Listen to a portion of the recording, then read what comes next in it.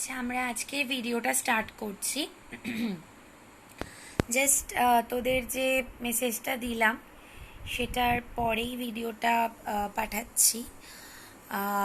তো জানি তোরা নিউজটা শুনে নিশ্চয়ই সবাই বেশ মানে খারাপ পেলি বা দুঃখ পেলি। আমরা যেটা করতে পারি এখন, অংশিতার জন্য প্রে করতে পারি ওর আর্লিয়েস্ট রিকভারি, এবং সেটা আমরা সবাই করব যাতে খুব তাড়াতাড়ি ও সুস্থ হয়ে আমাদের মাঝে ফিরে আসে, এটাই আমরা চাইব। আর যেটুকু আমাদের সামর্থ্য অনুযায়ী আমরা চেষ্টা করব ওর পাশে থাকার।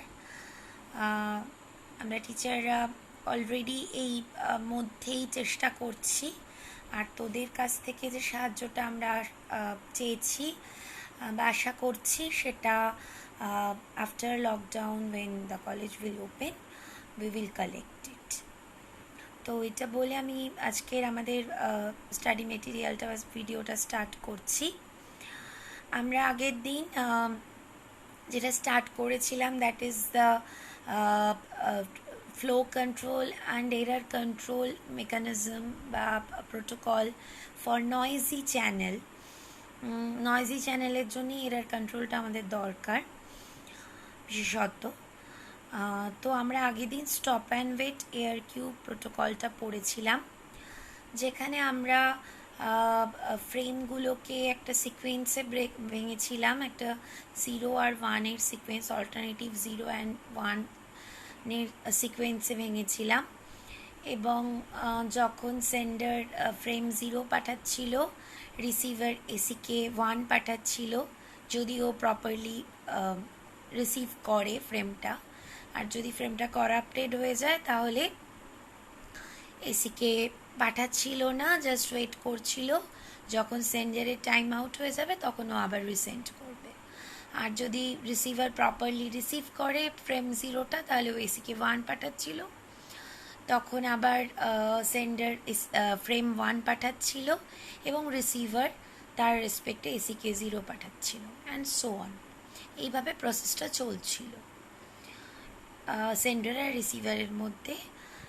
ফ্রেম আর অ্যাকনলেজমেন্ট দেওয়া নেওয়ার মাধ্যমে ফ্রেম পাঠানো চলছিল in case of stop and wait ARQ protocol. আজকে আমরা দেখব go back N protocol. Go back N আমরা অনেক সময় এটার আরেকটা নামেও এটাকে রেফার করি, সেটা হচ্ছে গো back N sliding window protocol. Sliding window কথাটা কেন বলা হয় সেটা আগে বলি। এতক্ষণ আমরা যে প্রোটোকলটা নিয়ে ডিসকাস করেছিলাম that is the stop and wait ARQ, এখানে সবসময় সেন্ডার একটা করে ফ্রেম সেন্ড করছিল অ্যান্ড ওয়েট করছিল যতক্ষণ না রিসিভারের থেকে অ্যাকনলেজমেন্ট পাচ্ছে বা ও টাইম আউট হয়ে যাচ্ছে, ততক্ষণ সেন্ডার অপেক্ষা করছিল ফ্রেম না পাঠিয়ে। এসিকে পেয়ে গেলে ও সাথে সাথে আবার পরের ফ্রেম পাঠাতে শুরু করছিল। আর যদি এসিকে না পায় তার মানে আইদার ফ্রেমটা লস্ট হয়েছে বা করাপ্টেড হয়েছে, অর এসিকেটা লস্ট হয়েছে অর করাপ্টেড হয়েছে। তাহলে সেক্ষেত্রেও কিন্তু রিসেন্ড করতে হচ্ছিল, এবং পরবর্তীকালে আবার যখন রিসিভারের থেকে অ্যাকনলেজমেন্ট প্রপার পাচ্ছিল তখন আবার নেক্সট ফ্রেম পাঠাচ্ছিল। এইভাবে চলছিল। তার মানে একটা একটা করে ফ্রেম যাচ্ছিল সেন্ডারের থেকে রিসিভারে অ্যান্ড ওয়েট করছিল, রিসিভারের রেসপন্স পাচ্ছিল, আবার সেন্ড করছিল। পরের যে প্রোটোকলটা that is the go back N sliding window protocol, সেখানে এই যে একটা করে ফ্রেম, এই যে কনসেপ্টটা, সেটা চেঞ্জ হয়ে যাবে। কারণ দেখা যাচ্ছে যে এরকম একটা করে ফ্রেম পাঠিয়ে সেন্ডার যদি অপেক্ষা করে, সেক্ষেত্রে that is more time consuming, এবং এই টাইমটা আমরা নেটওয়ার্কিংয়ের ক্ষেত্রে লস করছি, যেখানে সেন্ডার ওয়েট করে আছে রিসিভারের জন্য। তার ফলে চ্যানেল ইউটিলাইজেশন বা রিসোর্স ইউটিলাইজেশনটাও অতটা ভালো হচ্ছিল না। সেক্ষেত্রে আমরা কনসেপ্টটা, মেকানিজমটা একটু চেঞ্জ করছিলাম, যে সেন্ডার একটা করে ফ্রেম না পাঠিয়ে একসাথে একটা সার্টেন নাম্বার অফ ফ্রেম পাঠিয়ে দেবে, এবং তার রেসপেক্টে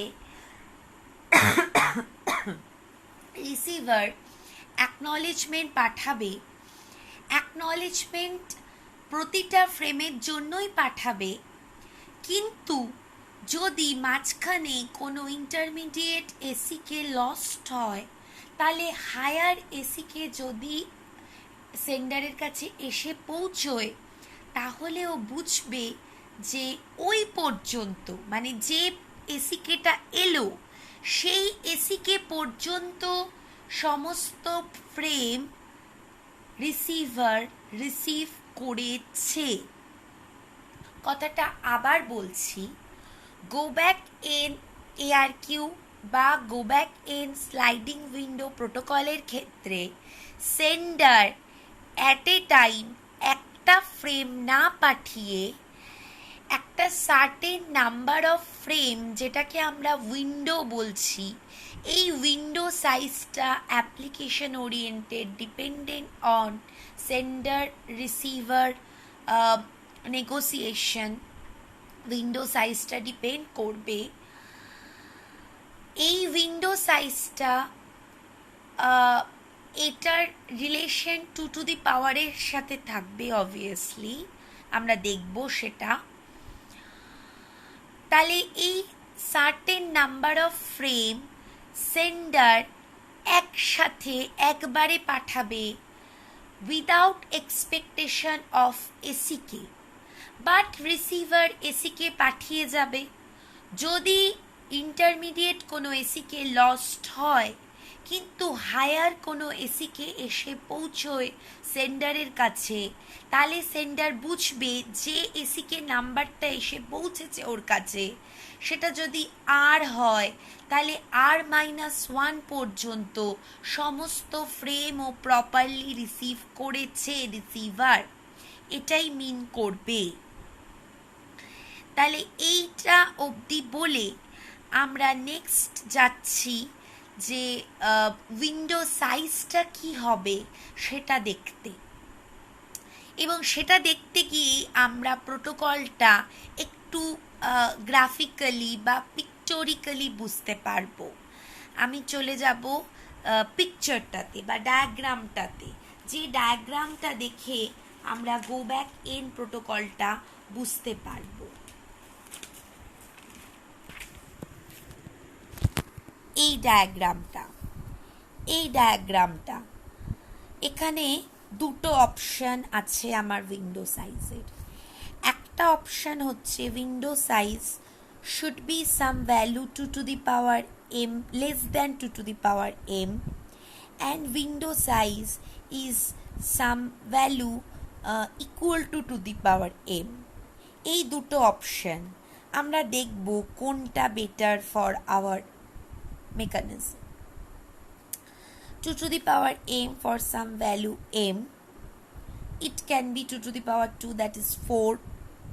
এখানে আমরা 2 to the power 2 মানে m এর ভ্যালু 2 ধরেছি, 2 to the power 2 is 4, তাহলে উইন্ডো সাইজটা যদি লেস দ্যান 4 হয়, দ্যাট ইজ 3, তাহলে কি হবে দেখ, এখানে এই যে উইন্ডো সাইজটা এই গ্রে যে বাউন্ডারিটা এটা দিয়ে বোঝাচ্ছে, এবং উইন্ডো সাইজের ফার্স্ট যে ফ্রেমটা, প্রথম ফ্রেমটা এস এফ দিয়ে আমরা ডিনোট করছি।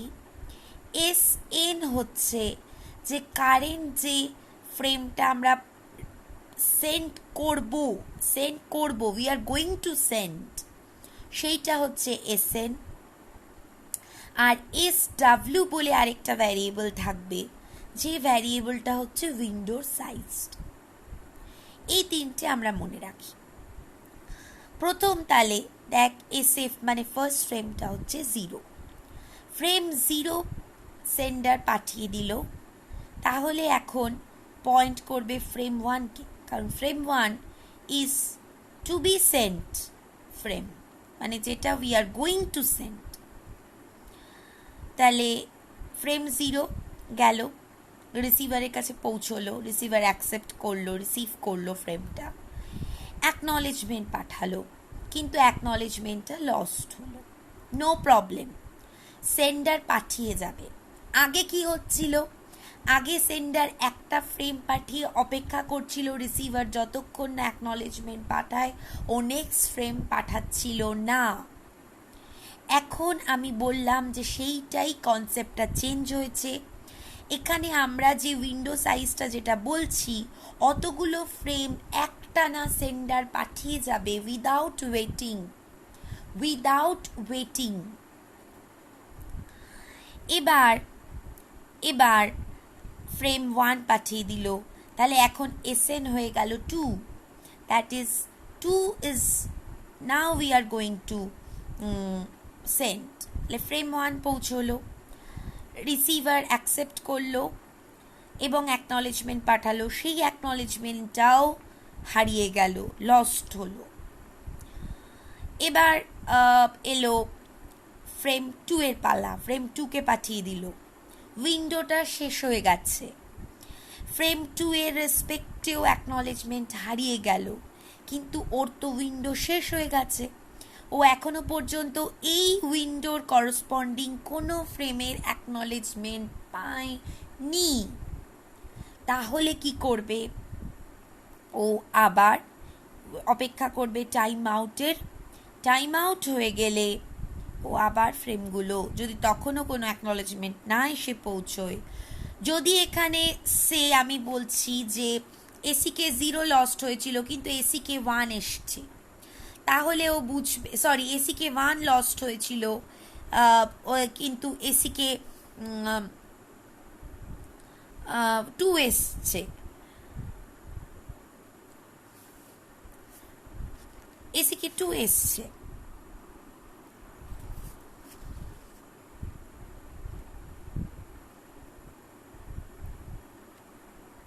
সরি এখানে এসিকে 0 লস্ট হয়েছিল, এসিকে 1 এসছে, তার মানে ও 1 পর্যন্ত মানে 0 ফ্রেমটা পেয়েছে, রিসিভ করেছে, 1-এর জন্য অ্যাকনলেজমেন্ট পেয়েছে,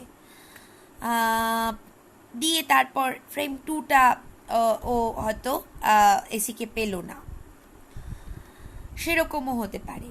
কিন্তু এখানে যেটা কনসেপ্টটা, কেন আমাদের ফ্রেম সাইজটা টু দি পাওয়ার এম এর লেসার, সেইটা আমরা দেখছি যে কেন সেটা হবে, কেন two to the power M হবে না, কেন less than two to the power M. কারণ যদি পুরো উইন্ডোটা এক্সস্টেড হয়ে যায় এবং সেই পুরো উইন্ডোর রেসপেক্টে কোনো অ্যাকনলেজমেন্ট না আসে, তাহলে সেন্ডার আবার ফ্রেম 0 থেকে পাঠানো শুরু করবে। ফ্রেম 3 কিন্তু পাঠানো হলো না, ফ্রেম 0 থেকে আবার স্টার্ট হবে।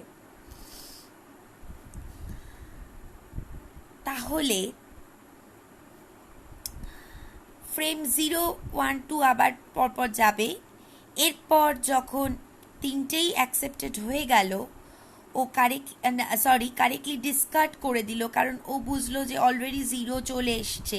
কারণ দেখ এটা এবার ভালো করে এটা দেখ, ভালো করে এই রিসিভার সাইডটা দেখ, রিসিভার যখন 0 অ্যাকসেপ্ট করেছে ফ্রেম 0, তখন ও RN 0 তার রেসপেক্টে ওএসিকে পাঠিয়েছে, তারপর ওর ফ্রেম 1 যখন অ্যাকসেপ্ট করলো তখন RN 1, তখন ও এসিকে 1 পাঠিয়েছে, যখন ফ্রেম 2 অ্যাকসেপ্ট করলো ওর RN 2, তার মানে RN 2 মানে ও 2টাই এক্সপেক্ট করছিল, 2টাই এসেছে, এসিকে 2 পাঠিয়ে দিয়েছে। এবারও এক্সপেক্ট করছিল ফ্রেম 3, তাহলে এলো ফ্রেম 0, দ্যাট মিনস ও বুঝলো যে তার মানে আগের উইন্ডোর যে ফ্রেম 0 সেইটা আবার ফিরে এসছে, কারণ ও তো এক্সপেক্ট করছিল ফ্রেম 3 এলো না, ফ্রেম 0, তার মানে ও বুঝতে পারবে, রিসিভার বুঝতে পারবে যে ফ্রেম 0 এসিকে মানে এসিকে 0 লস্ট হয়েছে, ও তখন কি করবে, এগুলোকে ডিসকার্ড করে দেবে, সব যা ফ্রেম এলো, ফ্রেম 0, ফ্রেম 1, ফ্রেম 2 যা যা এলো। কারণ এখানে দেখ এই জন্যই গো ব্যাক এন কথাটা, কারণ ও আবার ফিরে গেল, কারণ একনলেজমেন্ট পেয়েছে না, পায়নি ও, সেই জন্য পুরো 0 অব্দি ফিরে গেল, আবার দিয়ে 0, 1, 2 পুরোটা পাঠাচ্ছে, মানে পুরো উইন্ডোটা আবার ধরে পাঠাচ্ছে। এটাই হচ্ছে গো ব্যাক এনের কনসেপ্ট, যে আবার ও ফ্রেম 0-তে ফিরে গেল, দিয়ে আবার ফ্রেম 0 থেকে পুরোটা পাঠাতে থাকলো, ফ্রেম 0, 1, 2 পুরোটা পাঠাতে থাকলো। তো এবং রিসিভার কি করছে, জাস্ট রিজেক্ট করছে সেগুলোকে। তারপর যখন সেই অনুযায়ী আবার এসিকেগুলো পাঠিয়ে দিচ্ছে, তাহলে এসিকে যখন পেয়ে যাবে সব কটার, তখন সেন্ডার আবার ফ্রেম 3 ওকে সেন্ড করবে এবং রিসিভার সেটা অ্যাকসেপ্ট করবে, কারণ আর এনটা হচ্ছে ফ্রেম 3। এবার যেটা যে কেন লেস দ্যান এম 2^m হলো, কেন 4 হলো না উইন্ডো সাইজটা, কেন 3 হলো, তাহলে আমরা দেখি 4 হলে কি ঝামেলাটা হতো। দেখ এখানে 0, 1, 2, 3, তাহলে 4, উইন্ডো সাইজ 4, তাহলে ফ্রেম 0 গেল, লস্ট হয়েছে এসিকে, ফ্রেম 1, ফ্রেম 2, ফ্রেম 3 সব কটারই অ্যাকনলেজমেন্ট লস্ট হয়েছে। এবার তাহলে এদিকে আর এন, রিসিভার তো রিসিভ করে যাচ্ছে, আর এন বাড়তে থাকছে, আর এন 0 ছিল, 1 হলো, 2 হলো, 3 হলো, এবার আর এন কি 0, তার মানে ও পরের উইন্ডোটা কে এক্সপেক্ট করছে, নেক্সট উইন্ডোর 0টাকে এক্সপেক্ট করছে রিসিভার। কিন্তু সেন্ডার বুঝলো যে একটাও অ্যাকনলেজমেন্ট আসেনি, মানে ওই পুরো উইন্ডোটাই অ্যাকসেপ্ট করেনি, মানে পায়নি রিসিভার। তাহলে ও আবার এই ফ্রেম 0 থেকে শুরু করবে পাঠানো, গো ব্যাক এন, যেহেতু ও আবার গো ব্যাক এন মানে আবার 0-তে পৌঁছবে, দিয়ে আবার পাঠাতে শুরু করবে। তাহলে এই যে ফ্রেম 0, এই ফ্রেম 0টা হচ্ছে আগের উইন্ডো, যেটার কোনো অ্যাকনলেজমেন্ট সেন্ডার পায়নি ফ্রম রিসিভার, সেটার ফ্রেম 0, কিন্তু রিসিভার এক্সপেক্ট করছিল নেক্সট উইন্ডোর ফ্রেম 0। তাহলে ও কিন্তু বুঝতে পারলো না যে এই ফ্রেম 0টা কার ফ্রেম 0, ও কিন্তু অ্যাকসেপ্ট করে নিল। কিন্তু এখানে কি হয়েছিল, যেহেতু 3 এক্সপেক্ট করছিল, যেহেতু উইন্ডো সাইজটা 3, 4 নয় 3, তার মানে 2তেই উইন্ডো সাইজ শেষ হয়ে গেছে, ও এখন কিন্তু 3 মানে নেক্সট উইন্ডোর এক্সপেক্ট করছিল, নেক্সট উইন্ডোর ফার্স্ট ফ্রেমটাকে এক্সপেক্ট করছিল। তাহলে ও কিন্তু সেটা পেলো না, ও কিন্তু ফ্রেম 0 পেলো। সেইখানেই হচ্ছে আমাদের কনসেপ্টটা, যে কেন লেস দ্যান 2^m হবে, কেন 2^m ইকুয়াল টু 2^m হবে না উইন্ডো সাইজটা, এটা কিন্তু খুব বোঝার বিষয়, খুব ইম্পর্টেন্ট।